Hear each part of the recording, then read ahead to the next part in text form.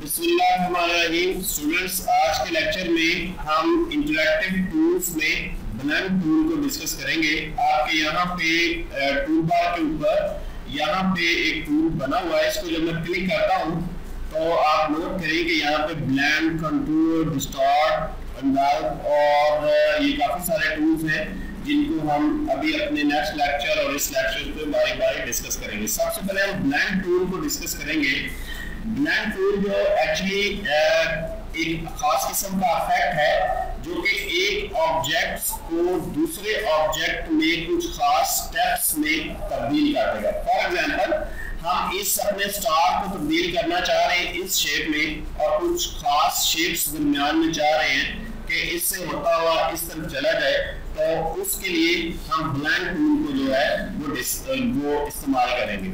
तो सबसे पहले मैं इनको कुछ कलर्स दे देता हूँ यहाँ पे। अब हम ब्लेंड टूल पे क्लिक करते हैं और अपने सब्जेक्ट को यहाँ से ड्रैग करेंगे और यहाँ पे ला के छोड़ देंगे। आप देखिएगा कि एक इफेक्ट जो है आपके पास आ गया। जैसे ही आप क्लिक को छोड़ेंगे तो आपके पास इस तरह एक खूबसूरत इफेक्ट आ जाएगा जो कि एक पिक्चर से, एक ऑब्जेक्ट से दूसरे ऑब्जेक्ट की तरफ आपको ले जाएगा। अब इसमें हमारे पास आप टूल बार पे देखें, यहाँ पे प्रॉपर्टीज बार पे, सॉरी, यहाँ पे प्रीसेट्स है कुछ, ये 8 स्टेप है। ये देखिए ना, काफी सारे स्टेप थे, अभी 8 स्टेप में वो जरा कम हो गया। इसी तरह 90 डिग्री पे अगर आप इसको रोटेट करना चाह रहे हैं तो इस तरह रोटेशन हो जाएगी इसकी। और इसी तरह कुछ और भी इसके ब्लेंड लूप है, ये इस तरह एक लूप की सूरत में आपको ये ब्लेंड जो है वो नजर आएगा।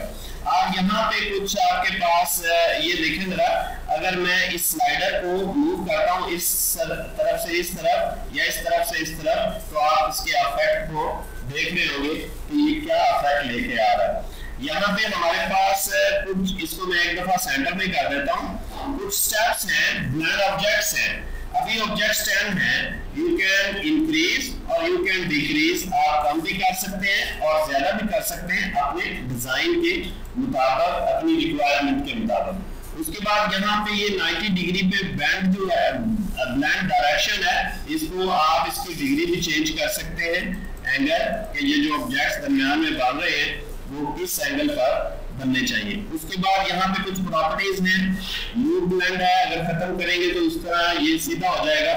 और इसी तरह ये ब्लेंड डायरेक्शन है, ये आप चेंज कर सकते हैं, क्लॉकवाइज कर सकते हैं, एंटी क्लॉकवाइज कर सकते हैं।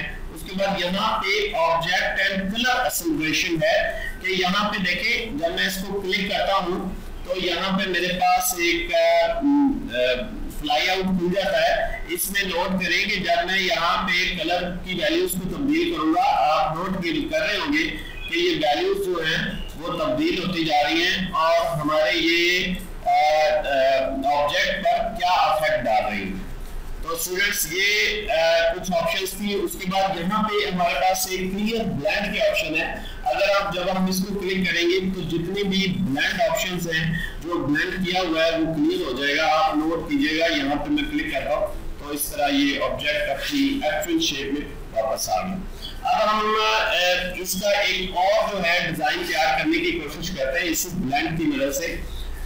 हम यहाँ पे, ये हमारे पास 2 स्केयर्स हैं, एक के ऊपर मैं यहाँ पे कलर, बिल्कुल डार्क कलर जो है इसको दे देता हूँ, ठीक है, और दूसरा ये इसको मैं बिल्कुल लाइट से कलर दे देता हूँ,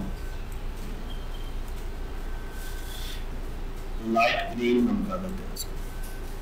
अब हम ब्लेंड टूल की मदद से इनको मिलाएंगे और एक खूबसूरत इफेक्ट हम बनाने की कोशिश करेंगे। ब्लेंड टूल, और यहाँ से हम इसको क्लिक करते हैं और ड्रैग करके यहाँ पे ले जाते हैं। अब देखिए, ये कलर्स की वेरिएशंस के साथ एक खूबसूरत जो है वो आपके पास इफेक्ट तैयार हो गया है। और अगर हम इसकी क्वांटिटी को कम करेंगे तो आप नोट कीजिएगा कि इस किस्म का ये एक डिजाइन तैयार होगा जो कि अक्सर जरूरत पड़ती रहती है मुख्तलिफ डिजाइन्स में कि इसकी कलर वेरिएशन के साथ डार्क से हम इसके स्लो कलर की तरफ जो है वो इसको लेकर जाते हैं। तो ये था स्टूडेंट ब्लेंड टूल, जिसमें हमने एक ऑब्जेक्ट से दूसरे ऑब्जेक्ट्स की शक्ल जो है वो बनाने की कोशिश की।